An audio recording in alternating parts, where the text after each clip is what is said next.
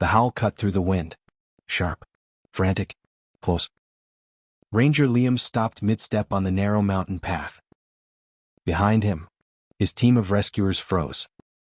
The storm clouds above were rolling in fast. Rain had already started to fall, soaking the rocks beneath their boots. Then she appeared. A lone gray wolf stepped out from the trees ahead, her coat matted with rain, her chest rising fast. She stood in the middle of the trail, blocking their way. The team tensed instantly. Wolf? Someone muttered. Hands went to rifles. But she didn't growl. She didn't move closer. Instead, she looked at them, eyes wide, ears low, and let out one short, broken bark before turning away. Then she stopped, glanced over her shoulder, and barked again. Liam frowned. She's not warning us off. What is she doing? Another asked.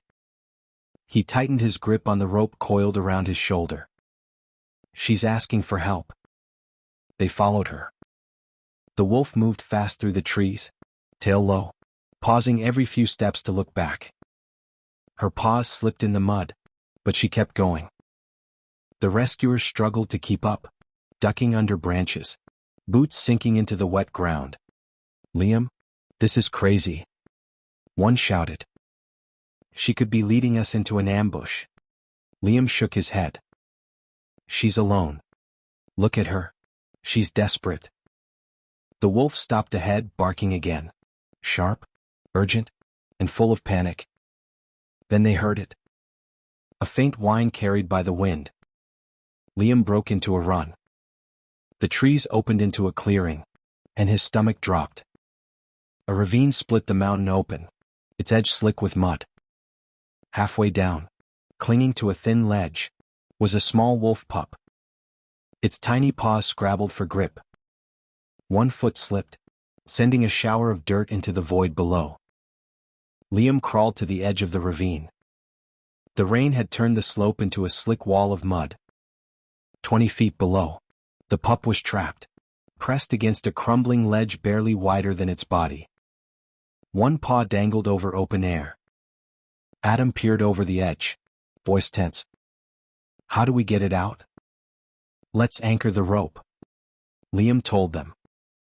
Adam looped it around a pine trunk, hands fumbling in the rain. It won't hold long. It just has to hold once. The mother wolf paced along the ridge, barking, growling, her movements frantic. Every few seconds she'd edge closer, then pull back, whining. Her fur clung to her ribs. Her eyes never left the cub. Liam tied the rope around his waist and began to descend. Mud slipped beneath his boots. Rain pelted his face, stinging, soaking through his jacket. A branch cracked overhead, water dripping onto his shoulders. The ledge below groaned under the pup's weight. Small stones and dirt slid past him as he leaned forward, bracing with his hands. Hold on, little one, he called. The pup scrambled, claws slipping in the mud. He shifted, kicking at a loose rock to keep his balance. Another chunk tumbled down, narrowly missing him. Liam's heart thumped. One wrong step, and both of them could slide. Finally, he reached the pup. His chest heaved, shallow breaths shaking its tiny body. Mud clung to its fur, and the paw was scraped, bleeding slightly. Liam pressed a hand gently against its side, calming it. Easy now, he whispered. He looped an arm under its belly and lifted it close. I've got you. Its tiny teeth nipped at his sleeve, but it didn't pull away. Above, the mother wolf paced the rim, tail low, eyes fixed. She barked once, short and sharp, then froze, amber gaze locking on Liam. Her fur glistened with rain and mud streaks. Up, he yelled. The rescuers began pulling, the rope creaking with strain. Mud poured down around them, blinding him. The ledge cracked once more, and gave way. Liam kicked hard, swinging away from the wall as chunks of earth tumbled past. Pull. Now. The rope jerked tight. He rose through the rain, clutching the cub to his chest. When he reached the top, the mother wolf was waiting, eyes wild, breath steaming in the cold. She didn't lunge. She just stared, amber eyes glinting in the rain. For a long moment, no one moved. The pup lay in the mud, his small body shaking. Rain slid off its fur in thin streams. The mother stood only a few feet away, tail low, chest heaving. She took one step forward, then stopped, caught between instinct and fear. The team exhaled together, hands muddy and shaking. Adam muttered, "That was too close," and checked the rope, still slick with rain. Liam just nodded, heart still pounding. Liam crouched, keeping his head down. "It's all right," he said softly. "You're together now." The wolf's ears flicked. Her growl faded to a deep rumble that vibrated through the ground. Adam whispered, "Should we back away?" "Not yet," Liam murmured. The wolf circled her pup once, sniffing its side, then licking the mud from its face. The little one gave a small cry and pressed against her leg. Liam exhaled, relief breaking through the exhaustion.